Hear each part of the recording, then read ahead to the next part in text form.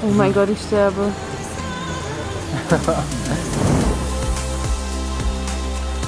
Die Galapagos-Inseln sind eines der magischsten Naturparadiese der Welt. Etwa 1000 Kilometer östlich vom Festland Ecuadors haben Vulkanausbrüche für die Entstehung der Inselgruppe gesorgt, Willkommen zu Las Grietas.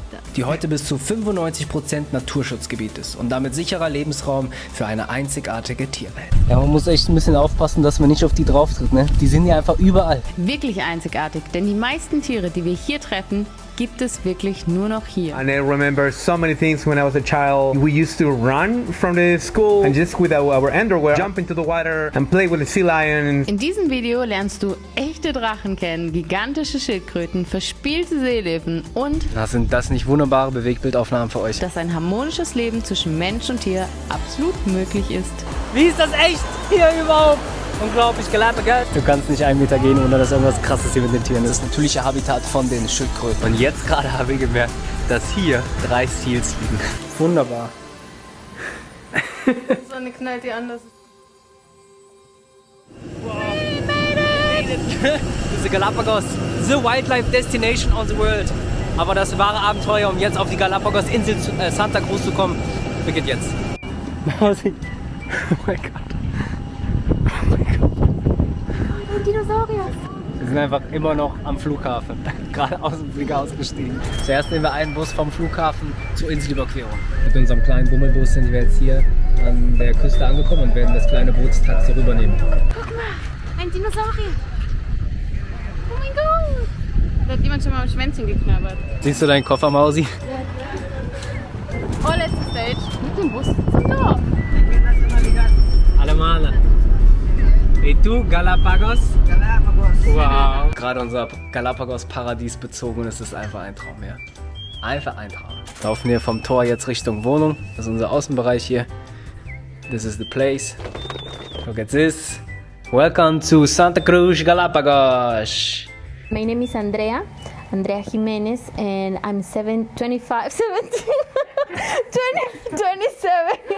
I'm 27. Hi, this is Jimmy. Been born in the Galapagos Islands and I'm 38. Allgemein ist Ecuador, obwohl es immer eines der sichersten Reiseländer in Südamerika war, ist es in den letzten Jahren zu einem sehr gefährlichen Land geworden.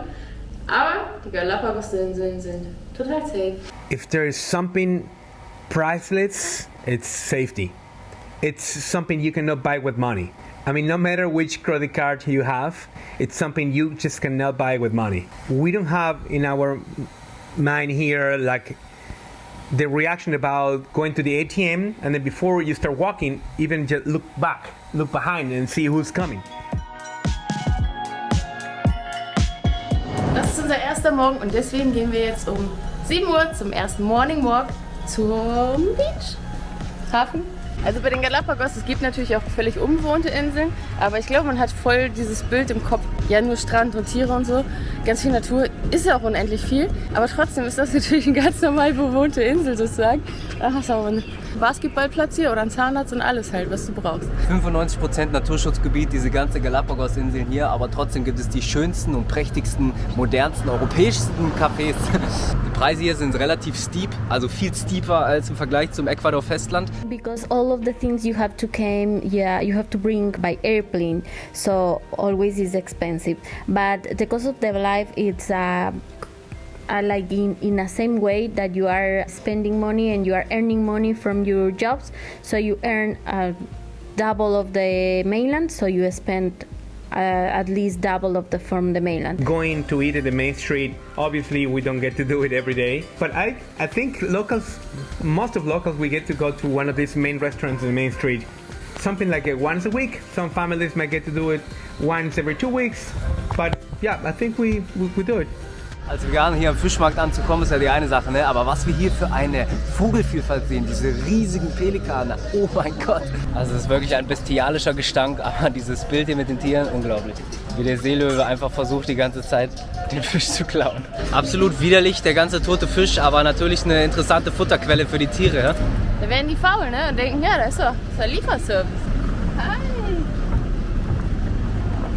Das ist unsere Realität jetzt für die nächsten 7 Tage auf Santa Cruz Island, hier auf den Galapagos-Inseln. Einfach die Iguanas chillen hier auf dem Straßenrand. Also wir sind jetzt ungefähr 950 Meter von unserer Haustür Richtung Dorfzentrum gelaufen. Unglaublich. Mit so einer Dichte auch. Du läufst ja keinen Meter und es kommt kein exotisches Tier hier. Bist du im Paradies, Frau Mausi? Ja, das ist richtig voll spannend. Du siehst, wie die Krebse so essen.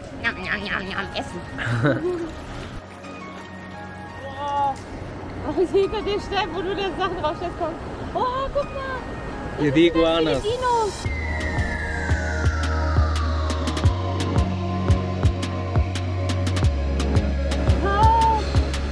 Wir sind jetzt in kleinen Streifen Richtung Küste gelaufen, um einfach mal ein bisschen klar zu kommen, einen Überblick zu gewinnen, wo wir jetzt gleich hingehen. Überall, wo du hingehst, hier ist es wunderschön. Es gibt die kleine Stadt Puerto Ayora. Es sind gepflasterte Straßen, die Charles Darwin Avenue, richtig moderne Cafés und sowas. Aber dann machst du einen Schritt etwas außerhalb von dieser Pflasterstraße und bist hier auf Vulkanstein, Vulkankieseln, schwarz und läufst einfach in diese unglaubliche, spektakuläre Natur. Also Galapagos-Inseln, erste Stunde, unbeschreiblich. Ein beliebter Ort in Puerto Ayora ist der Müller-Port hier, der auch die Bootsfahren auf die anderen Inseln anbietet. Und hier soll es nachts auch die Hammerhaie geben, die vom Licht angezogen werden. Gucken wir uns später nochmal an.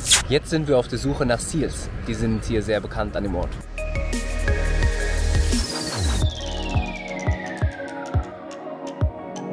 Ich glaube, er träumt gerade. Er hat so seine Lippe rauf und runter gezogen. Vielleicht hat er im Schlaf gegessen oder so. Wie bei Hunden ist es manchmal auch so. Freunde gefunden, aber die sind noch nicht so Morning Walk bereit, die schlafen noch. Einfach so random hier auf der Parkbank schläft The Seal. Beim Reisen ist es ja so, dass man sich sehr schnell daran gewöhnt, an seine Umstände. Ich hoffe, dass wir uns niemals daran gewöhnen, dass das hier normal ist. Es ist einfach nur atemberaubend. Wir haben gerade unsere ersten Vögel mit den blauen Füßen gesehen hier und sie haben einen sehr interessanten Jagdstil. Sie fliegen und fliegen und fliegen und dann auf einmal gehen sie ins Wasser. Ja Mann, unser erster Hai. Ja, oh mein Gott, der kleine Baby. Komm, wir kriegen ihn noch da links. Da. What is this place? It's an amazing place. Worth every penny coming here and every trouble. Oh mein Gott. Genau vor unserer Nase. Da kommt er. Die sind immer die ganze Zeit. Wow!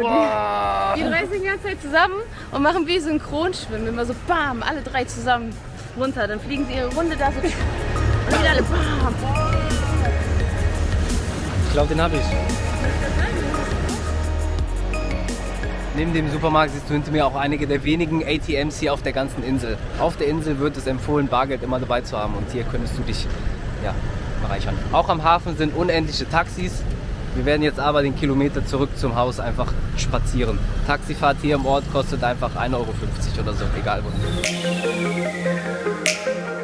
Ja, wie verbringt man den Abend hier auf Santa Cruz, auf den Galapagos-Inseln? Wir standen jetzt eine ganze Weile hier am Fischmarkt am Hafen, da ist eine kleine Tribüne aufgebaut und haben beobachtet, wie die Pelikane ins Wasser schießen und sich den Fisch fangen. Und jetzt gehen wir nochmal zu einem ganz besonderen Spot, denn der Hafen soll nachts beleuchtet sein im Wasser und das zieht die Hammerhaie an. Hier im Hafen haben sie sogar elegant einen Weihnachtsbaum geschmückt. Wunderschön.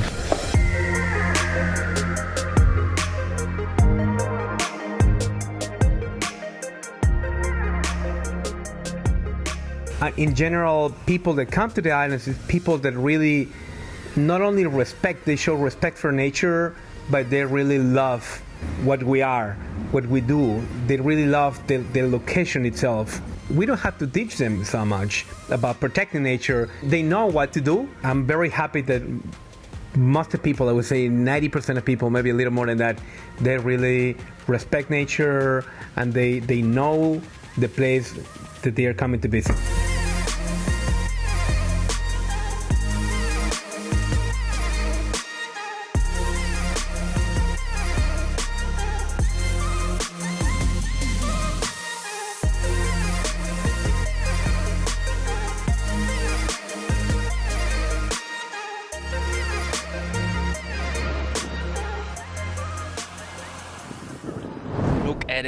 Look at the Echse.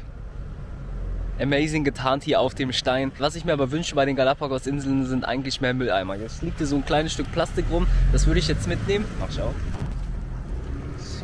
Sorry to disturb. Aber wo schmeiße ich das jetzt hin? Du wirst mit Begeisterung wahrnehmen, dass es wieder Zeit ist für The Yellow Buckethead. Die Temperaturen lassen es zu. Ich habe keine Flipflops mehr, deswegen laufe ich hier jetzt barfuß. Wir laufen zum Strand und suchen Iguanas. The Big Iguanas. Hast du einige süße Echsenaufnahmen gemacht? Ja, kleine Exis. Hola. ¿Tienes un... somewhere? Okay. Alright. Wir laufen jetzt zu unserem ersten Strand heute, La Ratonera, glaube ich, heißt es. Haben wir gerade diese Visitorkarte bekommen. Wir mussten keinen Eintritt bezahlen und spazieren jetzt einfach noch einen Kilometer und hoffen dann einige Iguanas zu sehen. Was muss man hier beachten, Mausi? Du bist doch die Sicherheitsbeamte. Professionelles Fotografieren und Filmen, sowie das Nutzen von Drohnen, muss extra vom Park genehmigt werden. Ein Glück bin ich ja nicht professionell.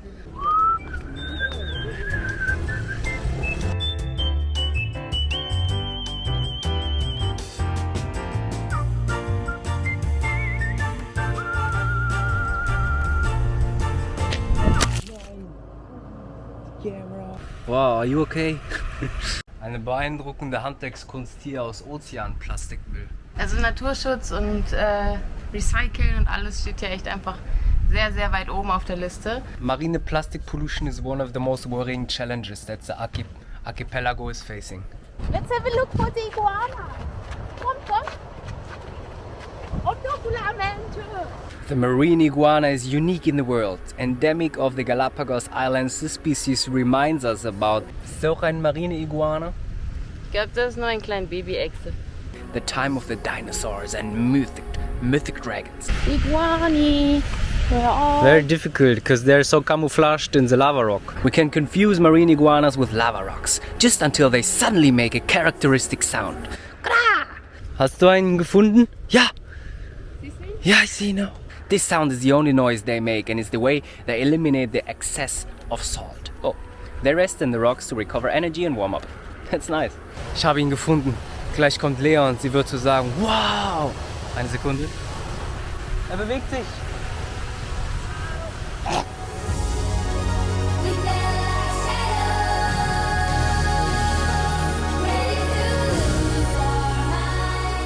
Es sieht einfach aus wie ein Drache, das ist richtig süß. Da ist einer auf dem Baumstamm. Wow, yeah, oh my god, we didn't Die sind see it. so gut getan. Wie sie jetzt einfach nur da so still stehen. Ich frage mich, woran denkt ihr da gerade, Jungs? Was geht in eurem Kopf vor? Geht da überhaupt irgendwas vor? Das ist so spannend. Einfach still, verharren. Nichts. Oh, ist du süße Äuglein. Uiuiui. Wir können von hier den Hafen sehen, wo auch die Baby Sharks abends sind. Also es ist alles absolut fußläufig erreichbar. Sogar bar zu dem Fuß. Krass. Wahnsinn, hier ist einfach ein Iguana, ein toter Iguana. Ich dachte im ersten Moment erst, vielleicht hat er sich nur gehäutet oder so und ist in die neue Haut geschlüpft. Aber ey, das Gebiss und die Augen und die Wirbelsäule, sieht das krass aus, ey. Jesus Christ.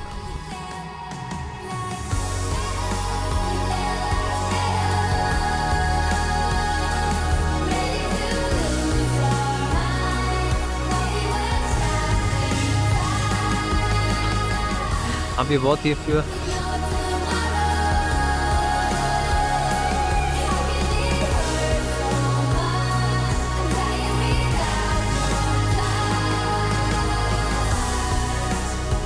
Wow, there is a big boy! He's very big. Der größte Iguana, den wir bisher gesehen haben. Okay, jetzt. Gehen wir nun schwimmen! Wow, du hast es auch wieder geschafft. Wir springen jetzt hier ins kühle Nass.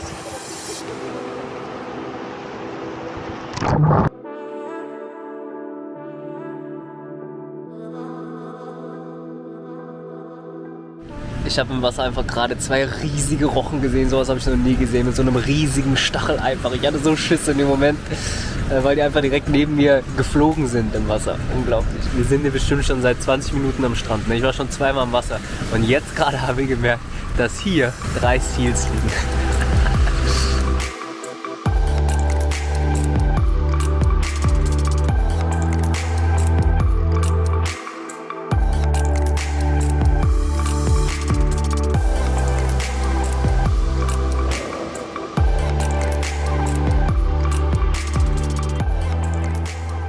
Ja, aquí está bien. Ja, ist das. Ja.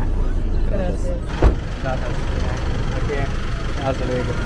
Ich liebe es, Geld für Transport auszugeben. Es spart so viel Lebenszeit. Rechne das mal hoch. Es wäre jetzt eine halbe Stunde Fußweg gewesen. Aber wie viel Lebenszeit auf ein ganzes Jahr das wäre? Anyway, wir laufen jetzt hier am Hafen, wo er uns abgesetzt hat, zu einem Wassertaxi und werden rübergebracht. Guck mal, ist das. Werden rübergebracht zu der Las Grietas Grotte. Sehr gespannt für ein bisschen Wasserspaß. Wow, ein Storch, ja, wow. Das ist hier der Steg, wo auch abends die Sharks von den Leuchten angezogen werden, wo wir das immer mal genießen. Und hier suchen wir jetzt ein kleines Wassertaxi. Ich glaube, da steht es schon. Can you see it? Can you see it? I think it's right there. The yellow one. And here, the Storch. How do you like the Storch? I love the story. Sie haben gerade nur auf uns gewartet wegen dem Storch. Jetzt sitzen wir in diesem $1 Water-Taxi rüber auf die andere Seite. Dann ein kleiner Spaziergang. My mouth is a desert, running dry on the tip of my tongue. I can taste your lies, how to measure the love you throw around. Okay, das waren jetzt 3,5 Minuten mit dem Wassertaxi und wir spazieren jetzt weiter zu Las Grietas. Sobald die Sonne rauskommt, knallt sie aber auch schon wieder. Ne? Hier schmier sogar ich mich mit Sonnencreme ein. Oh, ein kleiner Iguana. Das ist ein kleiner, schöner, paradiesischer Strand hier. Sieht das nicht wunderschön aus? Einfach wie aus dem Film.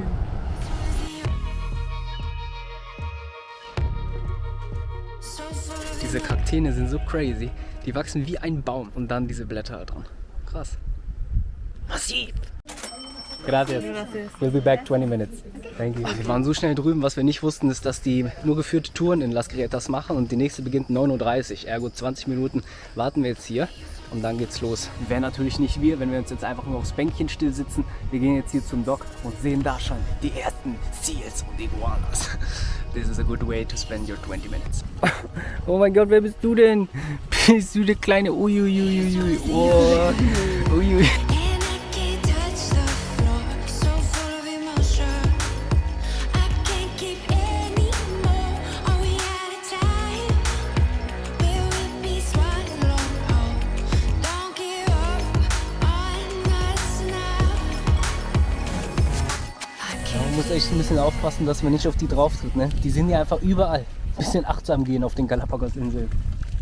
Hallo, die kleinen Drachen. Hier gibt es übrigens auch ein kleines Café, wo man sich außerdem noch aufhalten kann, bis die Tour dann startet, mit einigen ecuadorianischen Spezialitäten. Dieser First Floor mit einem Blick über diese Lagune hier. Wahnsinn. Ich hoffe, für euch kommt es auch so rüber, ne? Aber wir sind so dankbar, hier zu sein. Jeder Atemzug dieser salzigen, frischen Luft und jeder Ausblick ist einfach nur ein einfaches Geschenk. Das Wasser vom Ozean wird jetzt hier in diese kleine Lagune quasi reingespült. Das ist eine Salzlagune. Durch die Steine gefiltert und dann setzt sich hier das Salz einfach ab. Und das kann dann verarbeitet werden, weiterverarbeitet werden und auch aufs Mainland exportiert werden. Der Part nach der Salzlagune führt uns hier durch diesen Kaktuswald. Ist das unglaublich, Mann. Can you eat the fruits of the cactus? Here, this is a bitter and have a bank of seeds inside. But land tortoises and land iguanas, they eat this. Ah, for the animals, yeah. I can't get out. My heart falls 5 below, and I'm still here. I'm freezing cold, and I will wait. And these have a natural oil, and this oil have a good smell. Yeah. So in the mainland, they burn the wood of this and use like incense. In Cuenca there's so much of it. Yeah. He loves the smell. Ja, But here it's tree. das ist der Palo Santo Baum. By the national park, so people can't cut this tree. Because in the highland we have some rainy, so all this sweet water filtrate onto here, so here mix. When the water of the ocean filtrate onto here, it brings some small fish, some larvae and small eggs, and then can't came back to the ocean. And this place is all formed just natural by lava. Natural by Nach lava. ungefähr 10-15 Minuten Fußweg sind wir jetzt angekommen hier in der Las Grietas Felsspalte, Lava-Felsspalte. Und jetzt werden wir ein bisschen schwimmen. Hier hinter mir in diesem Gewässer. Willkommen zu Las Grietas. Wir werden uns jetzt schnell umziehen und dann hier ins kühle Nass springen. Ich freue mich schon sehr, diesen Sonnenbrand von gestern ein bisschen abzukühlen. In Germany we say, rein in die Masse. Ja.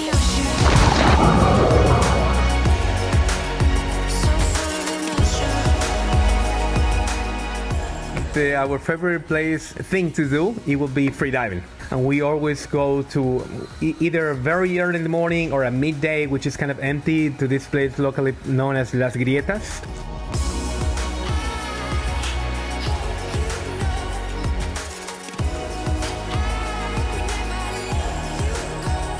So kristallklares Wasser, so eine schöne Felsspalte.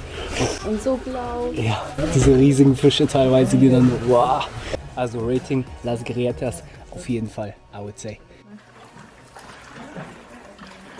Diese Kissen. Nächster Stopp heute ist der Tortuga Bay. Dafür fahren wir zurück zum Strand. Oh, ja. Und dann werden wir mit dem Taxi Richtung Eingang des Tortuga Bay Wanderpfades fahren und von dort etwas wandern. Los geht's. Zurück am Hafen werden wir begrüßt von diesen spielenden Seals. Du kannst nicht 1 Meter gehen, ohne dass irgendwas Krasses hier mit den Tieren ist.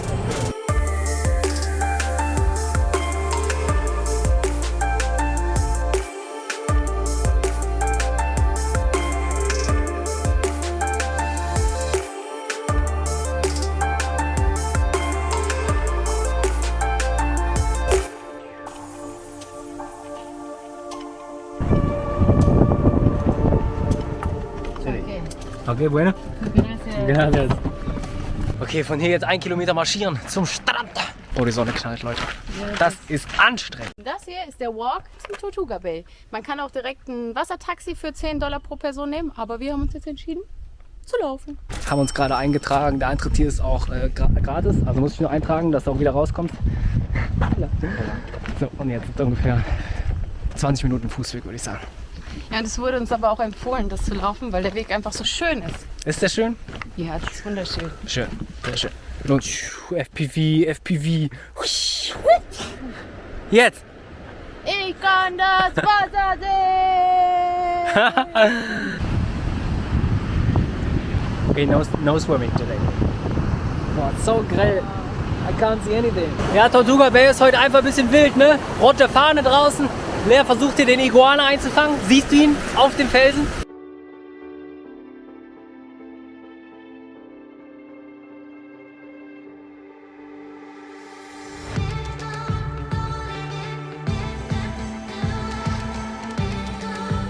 Galapagos, baby, the amazing place. Am Ende des Strandes entdecken wir plötzlich so viele Iguanas am Rand der Mangrove oder mitten in der Sonne im warmen Sand liegen.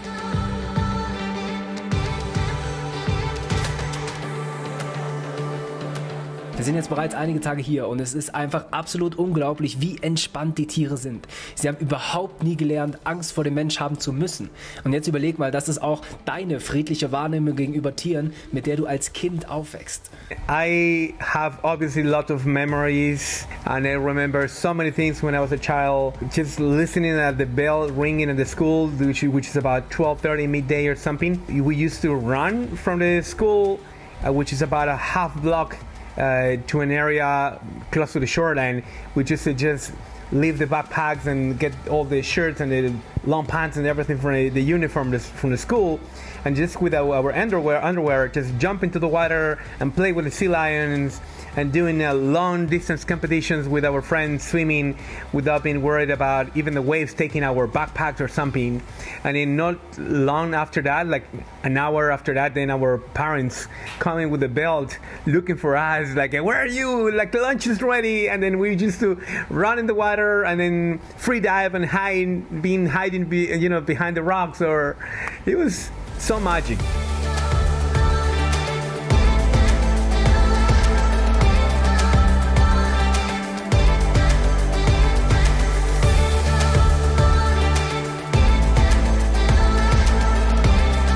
Wie ist das echt hier überhaupt?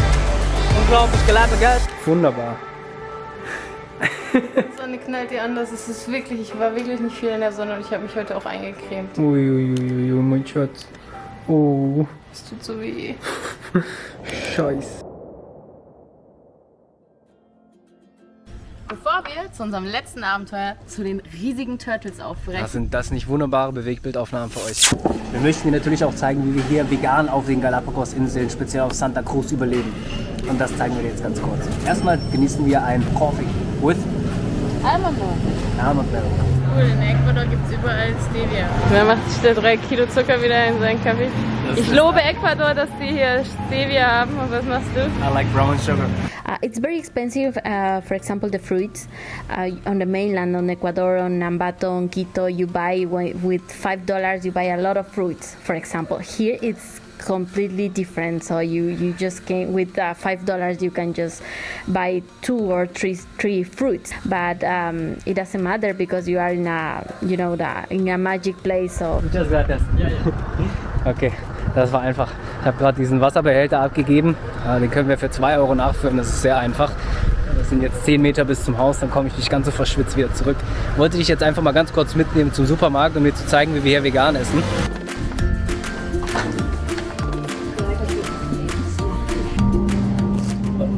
Sonst haben wir uns hier einfach immer einen großen Sack Reis gekauft, einen großen Kilo Reis oder so, und den dann mit einem Kilo Linsen oder Kilo Kichererbsen, das wir gekauft haben, dann zubereitet. Weil so viel frisches Gemüse gibt es nicht, wie du gerade gesehen hast, aber wir machen einfach das Beste draus. Das ist halt kein Gourmet-Urlaub hier, wir sind für die Tiere da.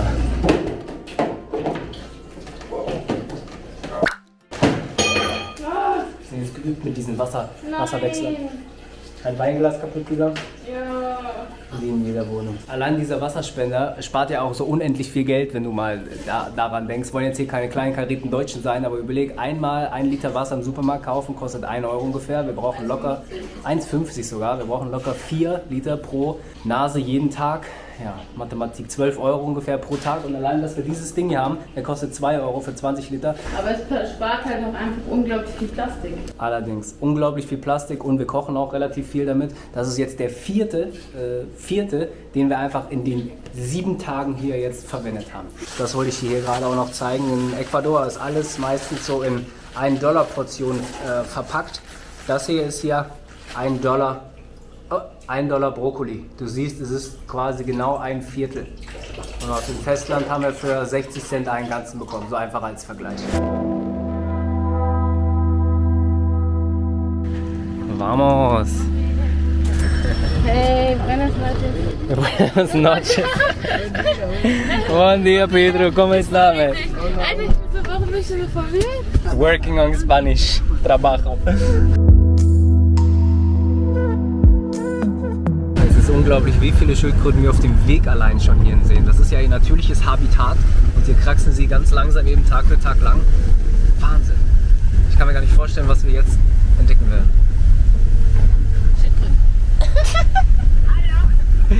Sorry, Leute. Das wird eine coole Aufnahme.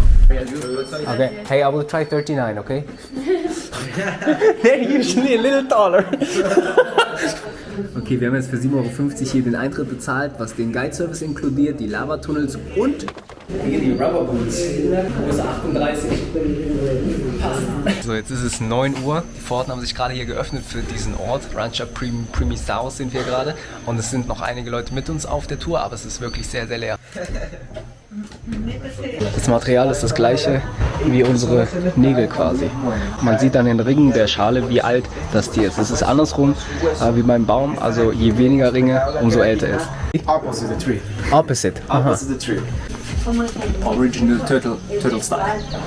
Und wie lebt sich so im Haus einer Turtle? Bequem eigentlich. Hier, du hast so eine schöne Bruststütze noch. Die Schale wiegt 12 Kilo. Oh, that's okay. Yes. Okay. Gucken wir uns jetzt die echten an.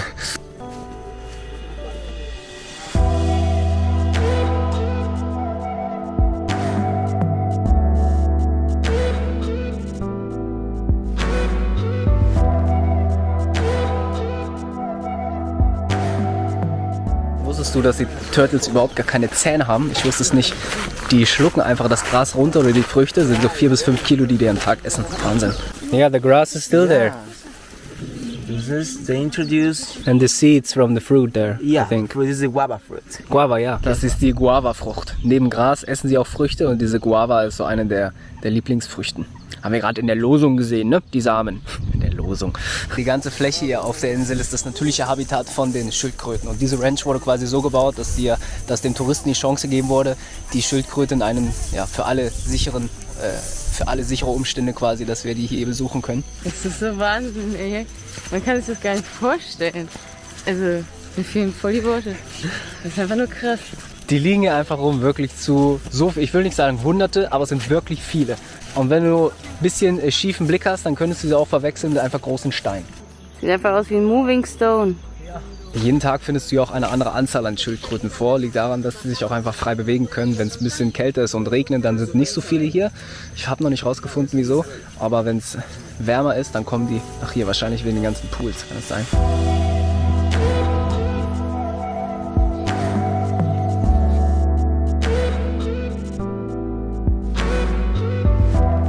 So amazing. Die Schildkröte gerade hat ja einfach nur die Spa-Experience genossen, ne? Aber die sind richtig abgetaucht hier.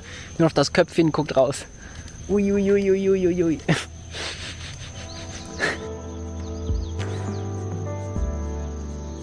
Also ich könnte mir vorstellen, das vordere ist ein Jungtier, weil das noch einige Rillen auf dem Panzer hat und das dahintere ist ein älteres. Vielleicht Mama und Baby oder Teenager. Na, sind das nicht wunderbare Bewegbildaufnahmen für euch? Es ist auch nicht schwer, die einzufangen. Endlich mal ein Motiv, was nicht so schnell ist. Das ist auch eine wunderschöne Anlage, die sie hier gebaut haben auf der Ranch. Ein richtiges Poolparadies für jede Schildkröte. Und auch hier ist einer der Orte, die man nur mit Guide überhaupt betreten darf, was einfach dem Schutz der Tiere gilt, weil man immer mindestens auch 2 Meter Abstand halten sollte. But you created these pools, or is this natural? No, it's very natural. Really? Yes. Fuck. It's very natural. I was telling the people this is created by the ranch, but this is natural. It's even better. Wow, man. Yeah. Fake news. Dude, we read about the goat situation. What happened there? It was more than 250,000 goats. They actually got to kill all these goats because it was absolutely truth that the goats basically they were eating all the grass and all the vegetation, which is basically the main diet for the giant tortoises from the Galapagos. And one of the things about the goats, which is I think is very interesting, is not only that they eat the plant itself, but they have the capacity to pull the plant, so they can pull it even with the roots. So goats are one of those mammals. They can be very invasive and they can be very bad for the local ecosystem. So nowadays, I can tell you the habitats for the giant tortoises is recovering a lot. So far, we still have goats in Santa Cruz and San Cristobal. It's going to be treated, the problem a little bit different than the other islands. And this is because we have local people, hunting and using the hunting as a living. So it's going to be a little bit more difficult. It's quite hard to keep a balance in between nature and human beings because, we might eradicate the goats from Santa Cruz, from this island, but then we might actually create a second social problem with all these people having no jobs. What are they going to do?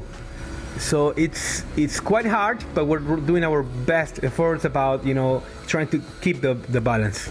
Bevor wir jetzt rüber nach Isabella fahren auf die nächste Insel, müssen wir erstmal eine Wohnung buchen. Aber auch wollte ich dich fragen, Mose, was war denn dein Favorite Tier auf Santa Cruz? Oh, da kann ich mich gar nicht entscheiden.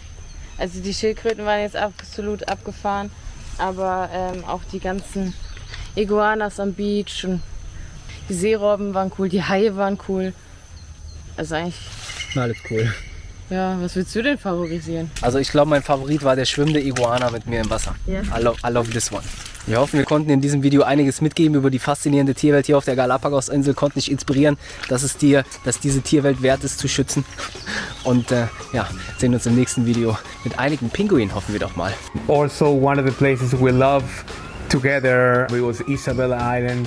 It was so beautiful having the wild.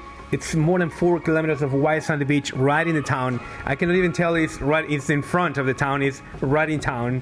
Im nächsten Video entdecken wir gemeinsam die bei den Locals beliebteste Insel der Galapagos-Inseln. Isabella Island. Wir besuchen die einzigartigen Pinguine, die es nur hier gibt auf der Welt. Hallo! Mr. Pinguin! Schwimmen mit Seelöwen und Schildkröten. Mosi, kommst du raus? Und du siehst noch viel mehr Iguanas, Flamingos und die für die Galapagos einzigartigen Blue-Footed Boobies. Abonnier den Kanal, um das nicht zu verpassen und wir schicken dir ein virtuelles Küsschen. Da sind wir jetzt, Isabella Baby. Hallo Sir, hallo. Guten Morgen. Hallo. Springen Sie nicht? Tun Sie es nicht? Ach so.